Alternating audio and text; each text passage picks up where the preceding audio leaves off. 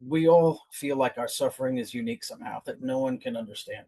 And in reality, it's like you're like a textbook example of something. Like millions of people are exactly the same in some way, shape, or form. It is a little bit of a relief to know that you're not alone and that there is help, that so many other people have been through that there is way if you can find it. But it's very difficult to convince someone to change their lives, as I'm sure you know. Yeah, they have to definitely be ready, right? I'm going to go ahead and announce our podcast because we're already talking about deeper things, and I like that. That's good. My name is Jennifer Lopez, and this is the Rough Diamond Podcast. I am here sitting chatting with Christopher Agraz. He is my friend Ashley's brother, and we are continuing our series on recovery and sobriety. And Chris is a little bit different from Marshall. And every single person that's going to be on this podcast is a little bit different from each other. And I think it's a beautiful way, and that we were just touching on this a bit before we came on the air. It's a beautiful way to help people understand that their suffering is not unique and that there are other people that have suffered in similar ways and that they are not an island and they are not alone. So, Chris, let's start. I want to start with getting to know you a little bit better before we dive into deeper things, just so that our audience knows who you are first. So, tell me a little bit about yourself. So, who is Chris outside of recovery? Just Chris. Currently, I live a pretty unremarkable life. I've been here in a halfway house for the last 5 years. I was here for about a year and I couldn't find a job and I had nothing but free time. So I decided I would go and get my welding certifications. So I did that for 2 years and then I got a job that I hate. And I was like, I think I'll get my business degree so that I don't have to listen to these people. I get blown off a lot. People are like, oh, you wouldn't understand. I'm like, well, all right, then I'll teach myself to understand. And that consumes pretty much all of my time at the moment, aside from going to the gym and being lazy when I can. I love it. That's amazing. And we were just kind of talking about that too, is like controlling the things that you can control and not worrying about the things that you can't control. And that is a great way to do that is go to school so that people don't get to tell you what or where. I went to business school and I will tell you it taught me so much about how to run a business. And then I also sought out mentors. And that I think is such a fast way to learn, is to find mentors that have specialized knowledge in the things, the specific things that you would like to learn about and grow about and what like you just want to create, whatever you want to create. Find mentors for that. I was blessed enough to get paid to learn marketing and get paid to learn personal training and get paid to learn all of the things that I needed to learn to run my business currently and start this podcast. And I think that is something that everybody can do. You just have to find the right mentor, find the right modality. I just found a job that was willing to train me on the things that I wanted to learn. And then whenever we went our separate ways, I implemented the things that I learned. I had several mentors during that time, and I got several certifications in personal training. So you are on the right track, my friend. This is a great question. Before we get into everything, how did growing up with Ashley shape who you are? Oh, that's an interesting question. My sister has a very different social circle than I do. We did not hang out with any of the same people. So when we went to RL Turner, we I think we were there maybe a year or two together, maybe 1 year, I forget. She hung out with all of the like nerds and geeks and all the other people, and I hung out with all of the gangsters. And I did all of the other, basically the opposite of it. I skipped school a lot. She was like a straight A student, and I absent failed. So, Fair enough, fair enough. That's cool that you guys got to go to school together, though. My brother was like 10 years older than me. And so it was always like, he was like the cool guy with the loud truck. And my friends were like, who's that? And I was like, that's my brother. They're like, why is he so old? when did you, so we're gonna dive into your recovery story and all of the things, but we're gonna go back. When did you first realize your relationships with substances would become a problem or could become a problem?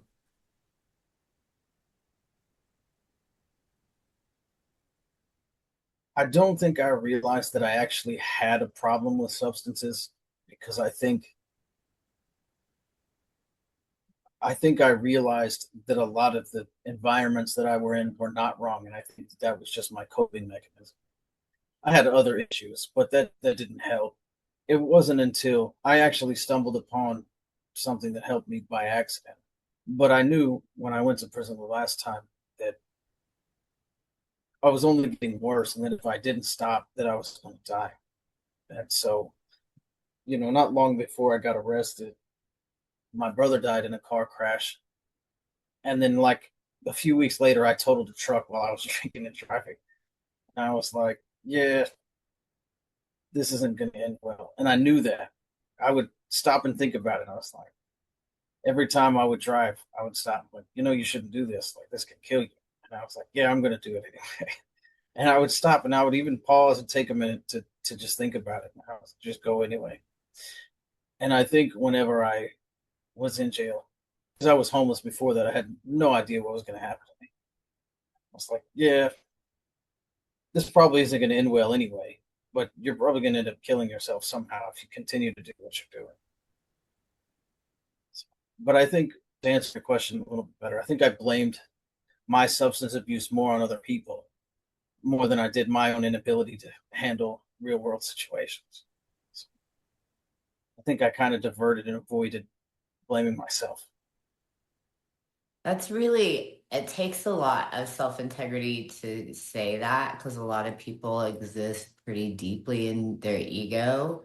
And your ego is meant to help you to survive. It's not meant to be something that hangs out with you into adulthood. It's something that you should use, but it's not something that should just be your existence. And I think that when people blame others for what they've done, it's a form of making excuses, and that's your ego protecting you from thinking that you're a piece of shit and jumping off a bridge. And so I think that to a degree, that is probably not a horrible thing because while you are in that drug state where your brain is not functioning the way that it should, I think that having that defense of victimizing yourself and blaming others probably ended up saving your life. And I think that's rather crazy because I've never even thought of it like that until you said that. Because it's like, wow, this is something that we all do, right? As people, I was a heroin addict. I have my own recovery story. And that's something that we all do as addicts. We kind of blame others. We blame our childhood. We blame our parents. We blame our situation. We blame how much money we have. We like whatever it is that or trauma and blah blah blah instead of and trauma and like enacted on us by others and then we blame that person instead of taking responsibility for it and saying, you know what, I am deciding to pollute my body with this destruction. I am choosing this, and if I don't stop choosing this, I am gonna for sure die. For me it wasn't so straightforward. Like there were times where I felt like I might die and times I felt like I might not, but I really didn't give a shit. And which is just insane to me to even think now because my life now is so, and my kids and my life is so rich. And so the fact that I didn't give a shit about my life and the fact that I was like balls to the walls, all gas, you cannot stop me, super brat on one. And I didn't realize that I was going to die until my body felt like it was dying from the effects of alcohol and from the effects of drugs.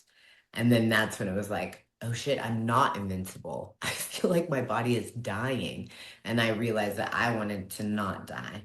So I think that having that perspective in that time is something that we need to, as like a buffer, to make it so that we make it through. And I think that's really interesting to think of because it puts your mind in kind of this more compassionate place for people, other people that are in recovery, and maybe pointing the finger outward and blaming everybody else. And it's so annoying, right? Like, it's like, ugh. It's so annoying that you're blaming everybody, but they are just trying to survive, and that's what your ego is for. So that's interesting. What was the hardest part of early recovery that people might not expect? Oh, this actually ties into what we were just discussing. So for me, I think my personality was kind of narcissistic, and at least the way that I understand it, where you have like a overinflated self of ego that doesn't really match up with what you actually are. Because I think it was a defense mechanism. It's like it's better to pretend to be better than you are than to just be completely worthless. And so when I got past that, I was like, oh, and I was homeless, and I'm like, we don't have anywhere to go. I'm like, yeah, but you treat people terribly. Why are you surprised by that? You, it doesn't occur to you that other people have feelings and thoughts. Yeah, that's a good point. Because you can't escape getting out of your own head. And that was a big roadblock for me because I couldn't get past. It was hard for me to move past my own ego because it may protect you in the short term, but in the long term, it keeps you from doing anything that actually matters. It's like, oh, I don't need to do this. I already know everything. It's like, well, no, you don't. If you knew everything, then you wouldn't be here in the first place. And so it was an interesting process to go through. Like you said, it's not linear. Like you make a little progress and then you regress and back and forth for a while. But that was one of the biggest things. And once you see that, you're like, oh, once you realize that, you could see people who are newer in recovery who are like, I don't need to be here. Yeah, all right. Keep telling yourself that. I thought that was one of there was, I guess I'll talk about it. There was two ideas that I had that really stuck with me, and that was one of them. Because you see that a lot, even in people who are not addicts, you see that. Whether it's like a persona, it's the outward face that they project to other people, and it may not necessarily be real. It may be close, but it's not always 100% genuine. I think people are very afraid in general of just different things. I know that I was not myself. I would project a different. When I was around everybody else, I would be this extroverted, super confident, shiny star, right? Super funny. But that didn't last because like I was drinking and then like I was like became overweight and then it was not so attractive and then it was like it just starts to go downhill and then you're being like you think that you are cooler than you are and you do have this overinflated sense of self and people are looking at you like, man, I really wish you would get it together. And you don't even know. You think that everybody just thinks everything is fine. It's a good point. And I think that that was hard for me, was whenever I was in recovery and I had to reconcile that people didn't like me that much because of the things that I had done. And people didn't think that I was nice or caring or whatever because even though my intentions on the inside were always pretty good, I didn't let that show on the outside because I was busy trying to fit in or be cool or freaking get whatever the fuck I wanted, right? And so I had to, I think in the early part of recovery for me, reconciling those feelings and feeling bad for hurting people and stepping on people, right? People that I did love, people that I absolutely cared about, even friends that like, and acquaintances that I absolutely valued. And I wasn't kind to them, or I hurt them, or I stole from them. And that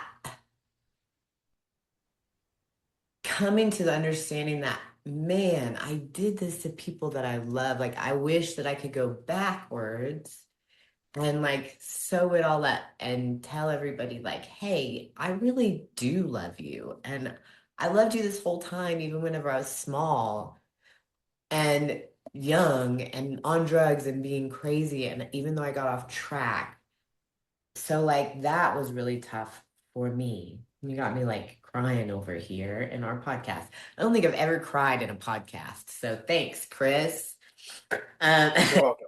If uh, I may touch on something, yeah, I absolutely. think for me, I don't think that I ever knew what it meant to love someone. I don't think that it was ever shown to me. And because of that, I had a very skewed view of what relationships could and should be. And so I think that pattern of, I don't know what you would call it, distrust, it certainly wasn't anything real. But I think that my ability to love or show love was very stunted. And because of that, I thought I knew what I was doing, but all I did was hurt people. Yeah, I can relate to that for sure. Or not realizing that it was stunted too, like having it in, for me, I like had the love in me, but I couldn't give it or receive love really in a healthy way either. I would think that they wanted something from me besides just to love me. You know what I mean? Even if it was like somebody that was supposed to like love me unconditionally. Um, and so that made it hard because as a human, you don't want transactional love. Like if I give you, you give this, like that sucks.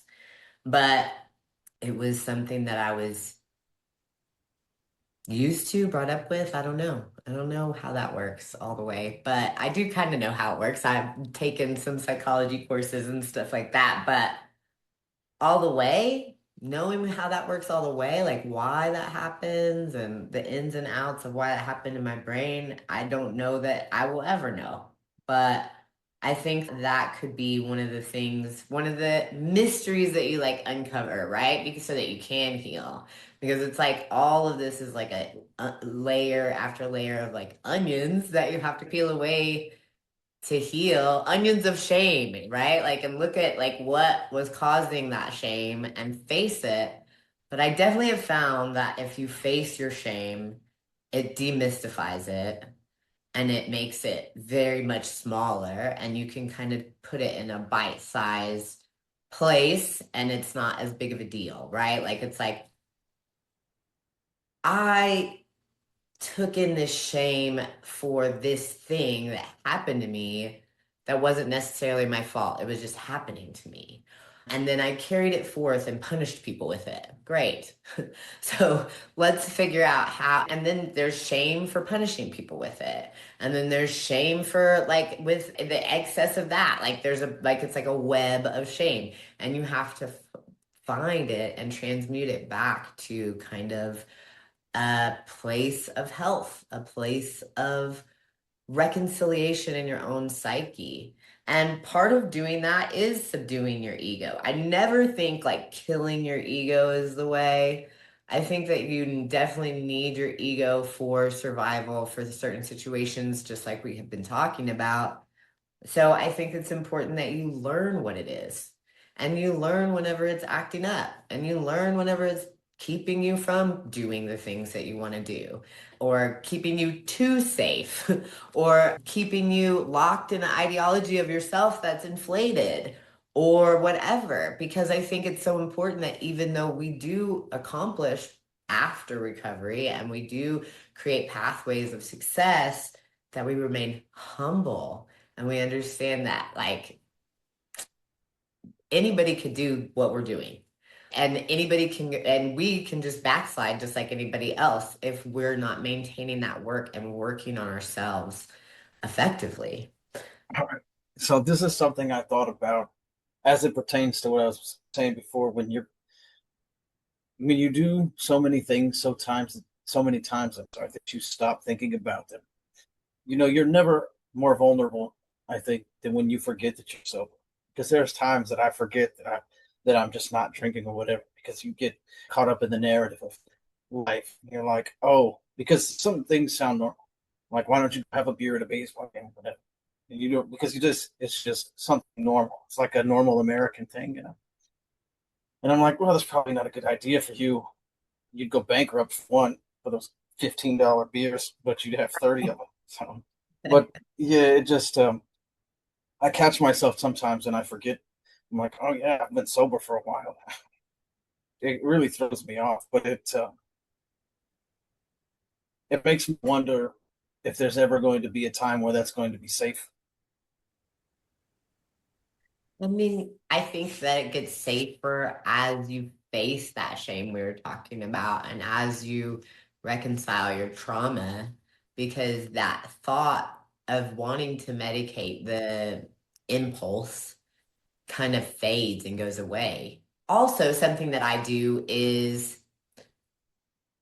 I play the tape all the way through to the end, right? That's straight out of like from recovery. I got it from NA, but I'm sure that they say it in AA too. But David Cho said that in an interview, and it was like that was one thing that really stuck with me whenever I was early on in recovery was play the tape all the way through to the end. Like, if I go buy this beer, I'm gonna go bankrupt because I'll buy 30 of them. Also, it's gonna hurt my stomach. It's gonna give me a headache tomorrow. And then one key thing that keeps me from touching anything now is it's gonna disrupt my energy flow. I got shit kicking that's awesome, right? Like, and I'm doing awesome shit, and it will disrupt the flow. And I'm not trying to mess with that. I'm trying to hold that sacred so that I can continue to do the things that I want to do and accomplish my dreams and not die. Right? Um, I think like those things for me helped me. What helps you to get through those moments? I think, the more that I educated myself, because like I would stay up, I don't know how it is for you. For me, the night times were the hardest because it was a time that I had to sit down and you can't escape, right? Everything's closed. It's just you and your thoughts. And that would drive me insane because it's like, then you really have to think about things. And when you're trying not to, that's very painful. And so I would drink and I would try to find ways to distract myself. I would try to find anything to do.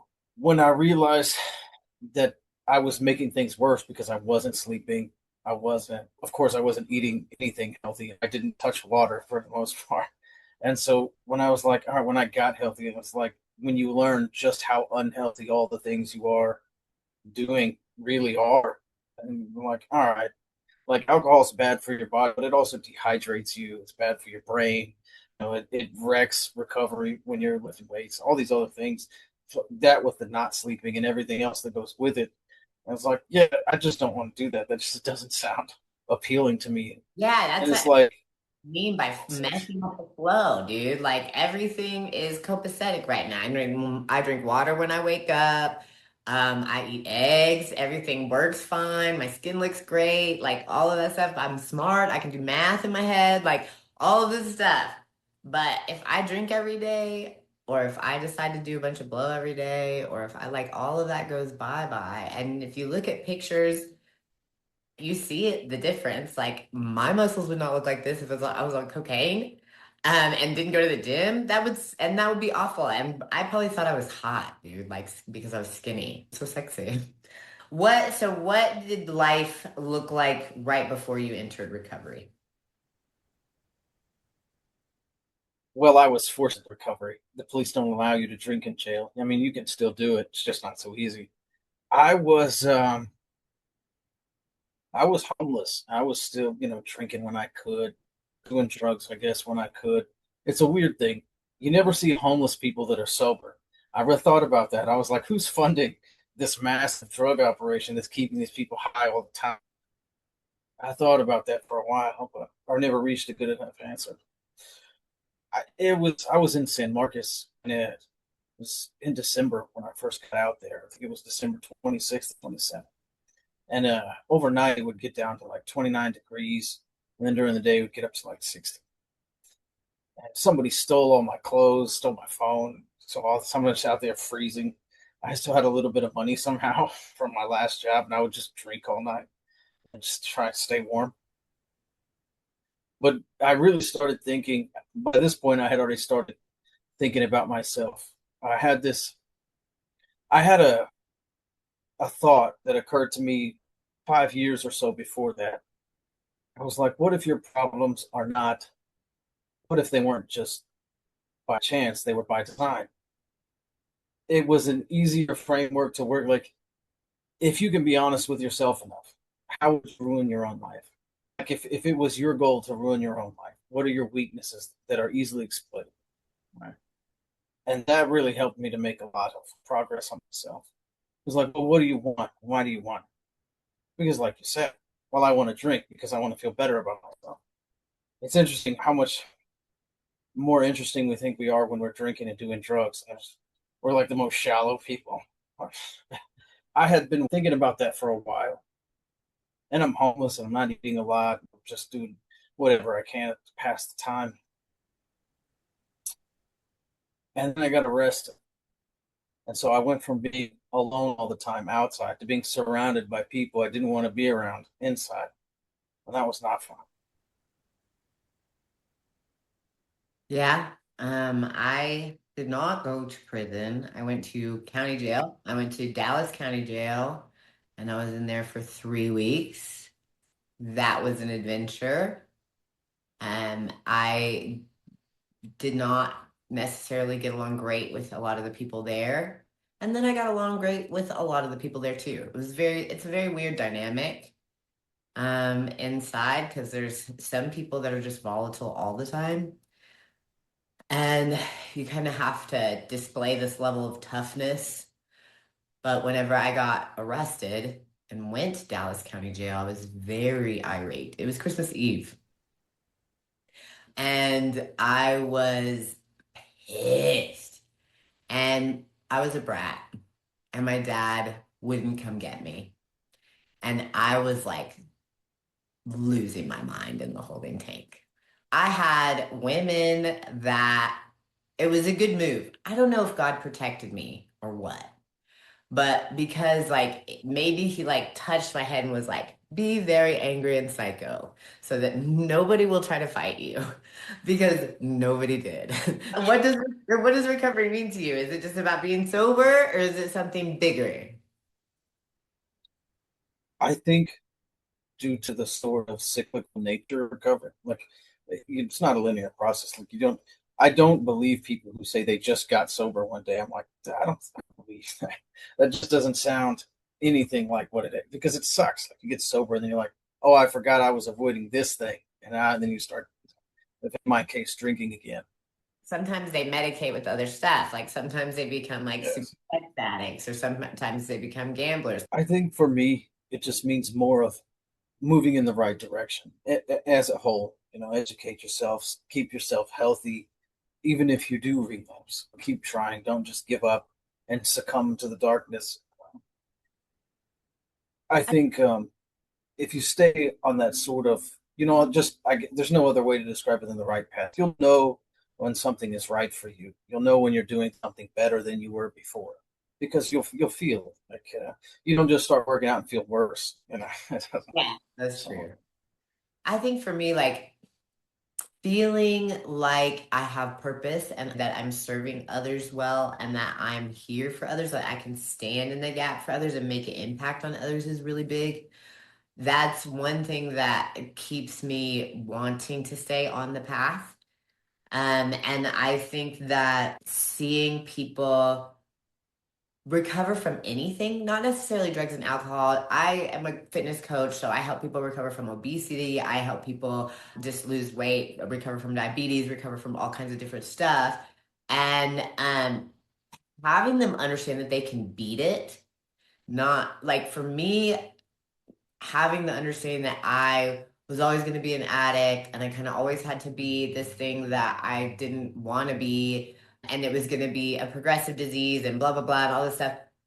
I didn't like that program. I don't like that program for anything, sickness, anything, my foot hurting, anything, like any kind of disease in the body. And this man, and I was in IOP, and this man named Butch had told me the same thing that my mom had told me. A lot of times when my mom talked, whenever I was small, people would dismiss her because she had a lot of like woo ideas. And it wasn't really that woo. She was just like, she knew about psychoanalytics. She knew about Carl Jung. She knew about different things. She read a lot of books. But we had a lot of people around that were not intellectuals. So because she would share the things that she was learning, they would be like, oh, she's crazy, right?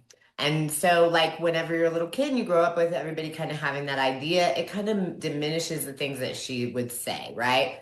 But she said that disease is just dis-ease. It's just something in your body that is out of whack because you're not in ease, you're not in a calm state. Your nervous system is activated because of whatever thing, trauma, freaking a chaotic family life, like whatever it could be, right? And then you hold on to it and you make it your very best friend, right? And that's what you do whenever you're like blaming others for your dis-ease, when you're like, well, this is my mom's fault and this is because she wasn't there all the time. She left me when I was 7, blah blah blah. Well, she was on her own journey. She was working through her own shit. She was probably recovering from freaking drugs herself. And something like, because but that was something that was like not talked about back then and not really visited upon back then. And it's not something that we look back and look at our parents and like, oh, they're human people and they have children. And so blaming others is a crutch, and you're holding on to these things when you can just let them go, when you can face them, and it doesn't have to be this thing, and it doesn't have to be a disease that you hold on to forever.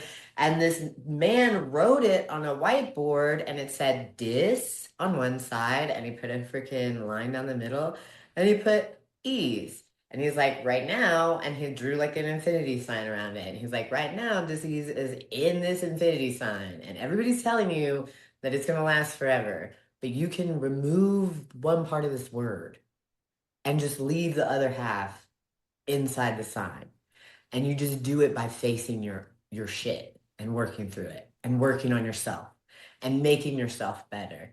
But you have to face the things. You can't just make yourself better, like work out, do all this, make a ton of money, blah blah blah, and have all this surface level work done and not really do the work, because it's just going to end up short circuiting and messing everything up.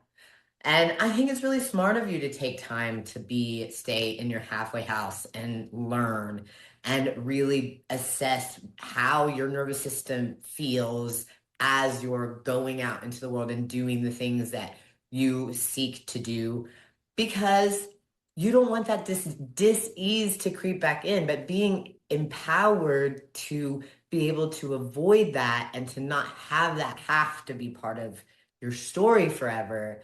I think that can also help people. Also, understanding it as a disease can help people, because for some people, their brain works like, I have to maintain this all the time, and this is blah, blah, blah.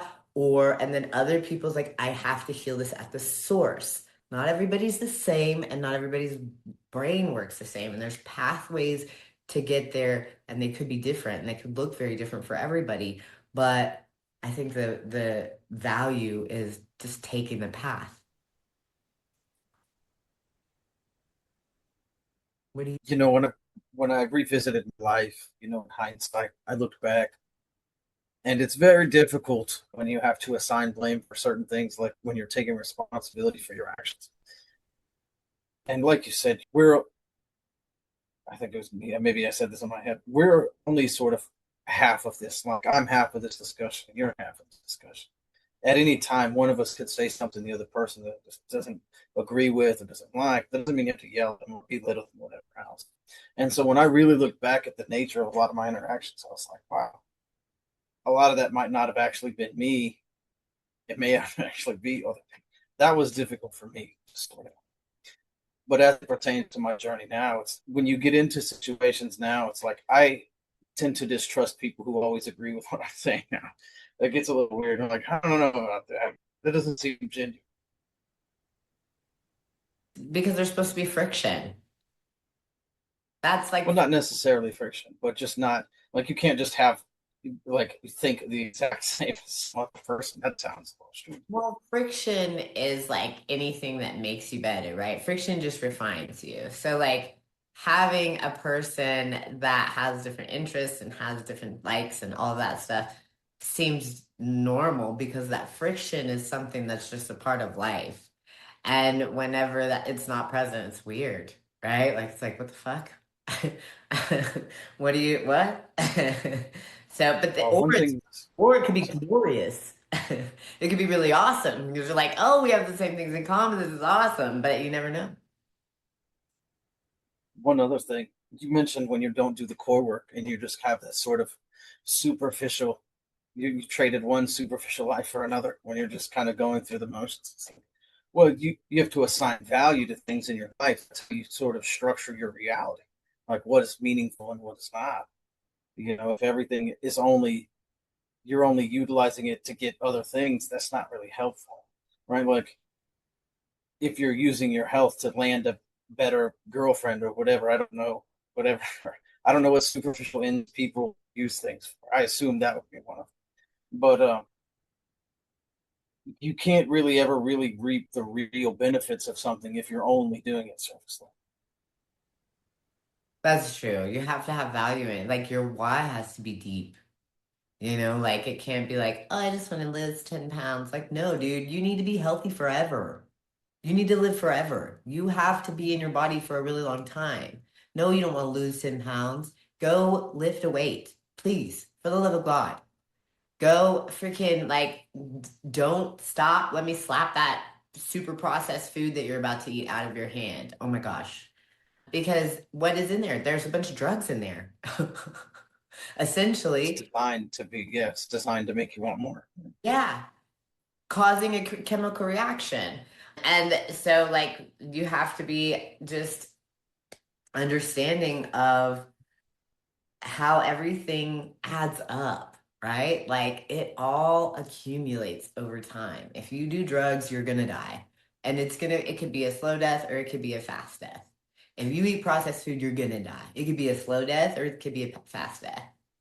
Hopefully it's fast because slow death from eating ultra processed foods is very awful and is rife with metabolic health. But so is drug use, right? Like, imagine being miserable and on drugs your whole life. That's playing the freaking tape all the way through. Ugh, that sounds terrible. Ugh. This life feels much better. And that leads me to my next question. Sorry, has your sense of identity shifted since you got clean? I think that I have one now. I think I tended to. I don't think so. I started drinking when I was very young. I started drinking it when I was 12, and I started drinking every day when I was 16, and I didn't really stop until I went to jail when I was 25. So at that point, I was had been drinking half life when I was 25 years old, and so I don't think I ever really formed an identity. And I was still very had a very childish mentality because I hadn't grown up in most of that time because I was drinking all the time. So you don't ever really mature when you don't stop to actually think about your decisions or weigh them and then against anything. Especially, like me, I grew up not necessarily sheltered. I did a lot of things, but I didn't ever really venture outside of places that didn't tend to share that philosophy of just drinking and drugs. So it didn't help me at all. And now I think I tend to be a lot more rational, which really helps me stay in who I am. I think each day I take time. Sometimes I'll just pull over when I'm driving home from work. I'm like, I'm going to go to this parking lot for 15 minutes and just close my eyes and relax and be me. Get back to me for a minute. Stop rushing around to do things and just be me. And that really helps me a lot. It's nice to be present in your own body and feel your own sense of self there. Yeah, I think going inward And really kind of looking inwardly is so important. I think that it's a really big piece of what we're supposed to do for health that gets missed a lot because I was at a wellness it wasn't a retreat, it was a expo. And they had paired us off. And I've told this story before, I think on the podcast, but they paired us off and it was two guys and me. And the question was, how often do you go inward? And they were like, how often do you go inward? And I was like, every day. You don't? And they're like, no, barely. Like sometimes me and my wife sit with our eyes closed together. It was like very brief, just like, what? Why do you need to do that? And it's because we are spiritual beings in a meat suit. And it's important to take care of the meat suit so that you can be strong and you can lift weights, but also so that you can carry your groceries and hang out with your kids and use your body for what it's for. But you're supposed to use your spirit for what it's for too. And people don't get that. And that's part of your health. Your mental health is part of your health. Your spiritual health is part of your health, and your physical health, part of your health. These things must be maintained together as a whole, because if one starts to fall down, all of both of the other ones start to drag, right? I know that I am not physically present at the gym on the level that I need to be physically present at whenever I am not meditating every day because I'm checked out. I'm not centered. I'm not thinking through things the right way. I'm not, so like that is super valuable, something that you do that you've picked up on because I feel like everybody should do that. I actually wonder about this because you and my sister seem to be the same and that you're very high functioning and you're always busy. And so I meant to ask you, like, how do you take time to get back to yourself? So, like, for me, I'm busy all day, and then when I come home, like, all right, I need to get back to me before I go do these other things. So, like, I wonder how you handle that. I schedule time, breaks in between. I kind of right now, because I'm building a business, I burn the candle at both ends. I shouldn't. I go to bed at like 11 and I wake up at 4 or 5. And I wake up very early. I sleep very minimal time. I do not take naps. But I meditate every single morning when I wake up. I have a same routine every day. I get up. I try to get in movement. I haven't been as good as it at it lately. I should totally do that because everything feels better when you move right when you wake up. And then I sit in meditation for like 30 or 45 minutes. And I actively go through everything. I pray, talk to God for a long time. I seek his face. I think that's really important, which means just like seeking relationship where he's like hanging out. And that is what takes up most of the time is I'll get like lost in that for like a long time. And I have to like draw myself back, which I love because it helps me sort through so many things that are difficult to understand. And I journal also. I do go through a whole meditative process through the chakra system, and it mirrors a little bit of hermetical alchemy in a little bit of ways. A lot of Carl Jung, a lot of that kind of psychoanalytic research happens in the morning. And following those same similar processes, I try to work through those processes because they seem to be like ancient and work, and they do, and everything I feel sane, and it gives me the opportunity to organize different things during the day. Like yesterday, I created some coursework and then I left and I went to the pool and I sat at the pool and then I came back and I worked more. Just taking the time to understand when there's a wall and you have to breathe, which leads me to my next question. What do you tell yourself on the hard days when you're struggling? I've been very lucky. So I haven't had a day that I actually wanted to drink or do drugs so far. I think that's going to become more of a challenge as I build a life for myself, and that becomes a more normal part, as it is, in most places. Right now, this is a sober living house. There's no drugs or alcohol allowed, and so that's helpful. But I mean, every day I go to the store. I mean, there's actually two liquor stores literally across the street from this building. It's kind of funny, but a lot of days, I think for me, it helps. I think about what's valuable to me. A lot of the things that I do have no, like my job, it has no value. It gets me what I want right now. But you have to think beyond that. You don't want to get, that was one of my fears. I was like, I don't want to drift into a job that's comfortable and pays me enough to not want to look for something else. That's terrifying. That's like a slow death, like you described, just on the inside. Uh, but for me, it's like, hey, to remind myself why I'm doing the things that I'm doing. I could have quit, walked out any time, and I didn't. Hey, for one, that's just rude and disrespectful. But at at the time, for example, I used my job. I had just finished school and wasn't sure what I was going to do. Now that I'm in school again, I can do my school anywhere. It's on the internet. That's one of the cool things about it. And I have to confront, as much as my job trains me, what are you going to do? You can't just do nothing. Obviously, that's not going to get you any closer to your goals than staying at the job. But for me, it helps me to remember. I think about why I'm doing what I'm doing. That helps me a lot. Back to that The why. reason why. Yeah, it's super important having a reason that's bigger than yourself, right? So what role has your family played in your recovery? I was very good at burning my bridges. My sister helped me a lot. My mother and my sister have helped me out more than I could ever have expected them to. They have financed my luxurious stay here.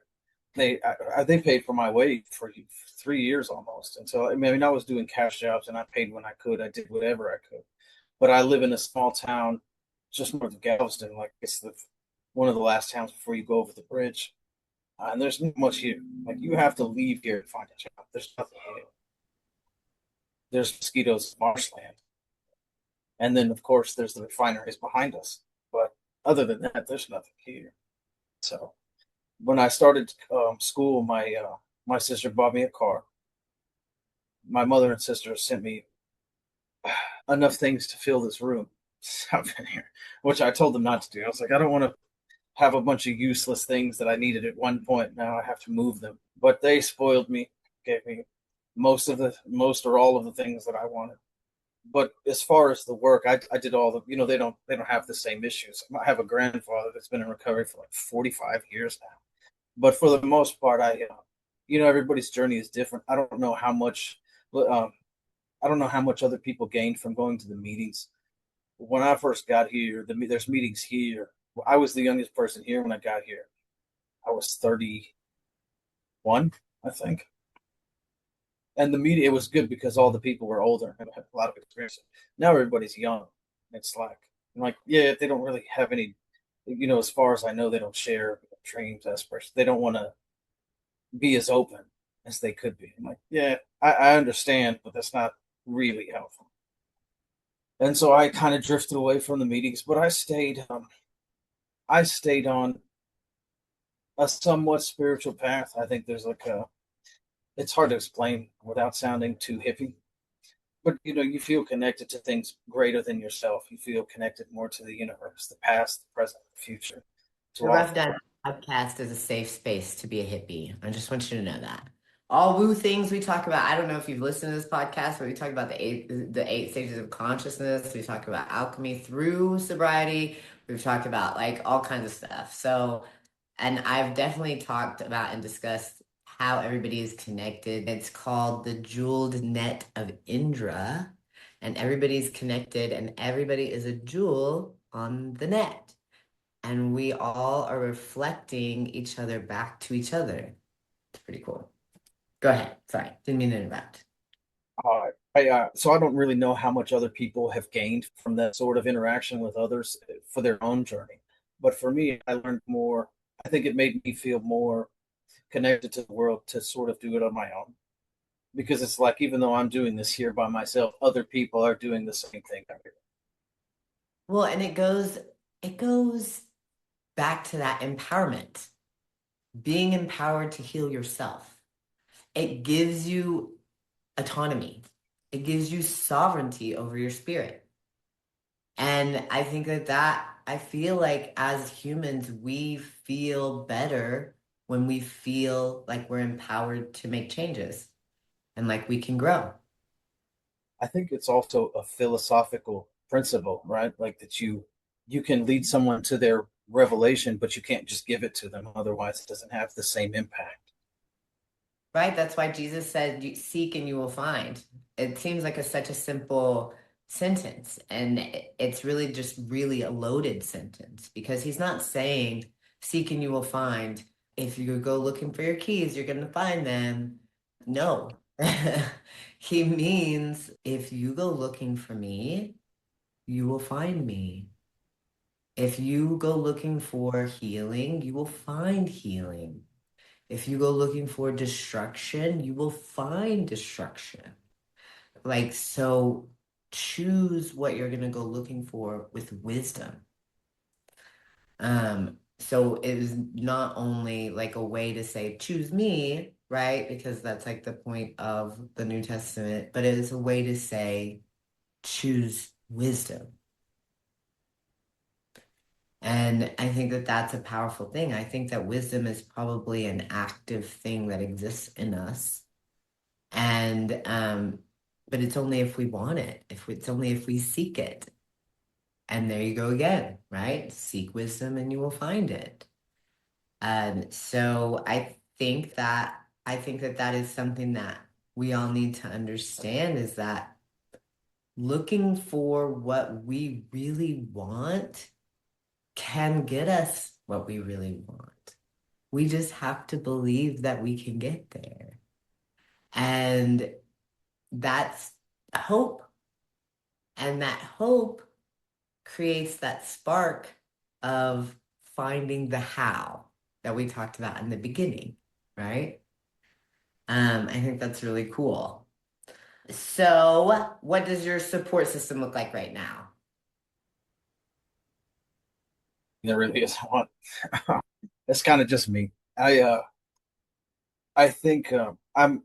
This is difficult to explain. I'm very unconcerned about a support system. I think that's kind of the ultimate test of everything, is how well you can do when.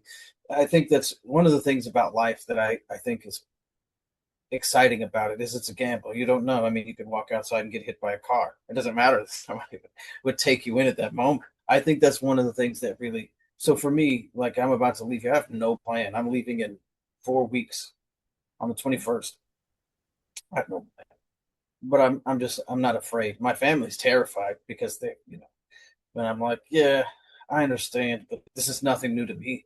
You have a plan. I mean, you have the time and ability to make a plan. You should make a plan because repeating the same insane behavior is going to get you the same insane result. I've done this before, blah blah blah. But if you fail to plan, or if you fail to plan, you plan to fail, right? So you want to have a support system. So I'm going to tell you now, you have me as your support system. We're friends on Instagram, and we know each other. So there's that. You have Ashley.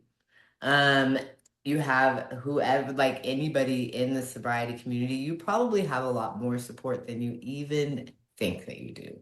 You probably have a lot more people cheering you on and supporting you than you think. And you do need it because we are part of that jeweled net of Indra, and we are all one and we need each other.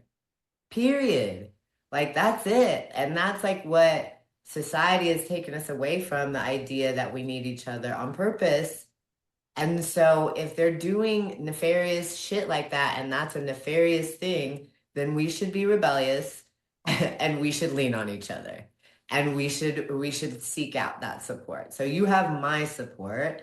And if you need help making a plan or even organizing your thoughts to make a plan, reach out to me. I do not mind helping you at all. because I'm really good at making plans. That's kind of my thing. So there's that. And in 4 weeks, what would you like to see yourself doing? Where would you like to see yourself living? Well, that's an interesting thing. So I recently learned you can basically just rent a room anywhere. So like if I found a job, I could just move into some room somewhere in another city, which is essentially what I did here. And I was like, yeah, all right, I wouldn't mind doing that. I just don't know. There's no certainty. Um, I guess sometime off camera, I can go into the long list of reasons that I'm ready to leave. But it's been an interesting journey. You mentioned, seeking wisdom. So what are you working towards? What does life look like a year from now in your mind? Hopefully, one of the exciting things about opening up my free time is being able to finish school faster. I like to have free time to explore new things. Like I like to read a lot of books. I actually have Carl Jung's Red Book that I haven't read yet. It's been in my library for a while. It will absolutely heal you from addiction. So read it. The But I strategies in there are so just they're effective. The shit works. That's where NAA and AA came from. Like the shit works. Yeah, I was listening to Jordan Peterson, I think, and if there are occasions when you hear somebody talking, you're like, I'll never be as smart as this person. This is insane. But I was like, I'll read those books and see if I arrive at that same conclusion. I'm sorry, could you ask? You said, what does the future look like? Yeah, what does the future look like? What, like a year from now in your mind, what do you see? That's interesting. So I used to think that having a lot of money would mean I was successful. And I've come to realize that success means something different to everybody. And so if I could just find something that I don't hate doing, that pays my bills and doesn't consume my life so that I don't have time to enjoy it, I'll be happy. That is my definition of success.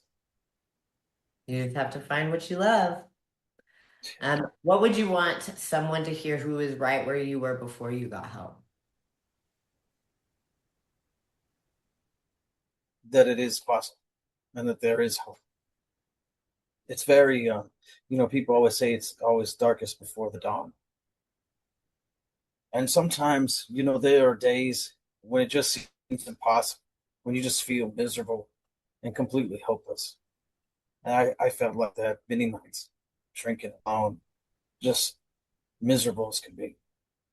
And I never thought that there was hope for a better one. Granted, I took it and kind of went down to come back up, I guess, but it is possible. It's not hopeless.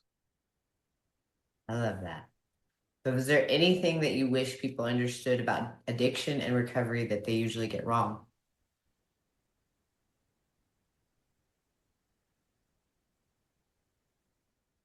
I don't think people understand the sort of mental trap that addiction is.